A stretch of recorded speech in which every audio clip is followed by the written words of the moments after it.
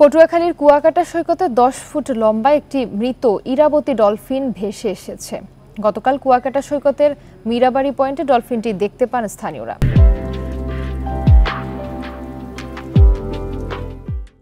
Dolphin রক্ষা কমিটির সদস্য আবুল হোসেন রাজু জানান, বঙ্গোপসাগরের কিছুটা উত্তাল রয়েছে, এর মধ্যে ঢেউয়ের সাথে তীরে ভেসে এসেছে ডলফিনটি। এর শরীরের সম্পূর্ণ উপরে চামড়া উঠে গেছে। ধারণা করা হচ্ছে 2-3 দিন আগে ডলফিনটি মারা গেছে। পরে বন বিভাগ ও ইকো ফিশকে খবর দেওয়া হয়। তারা এসে ডলফিনটিকে নিরাপদ স্থানে মাটি চাপা দেয়।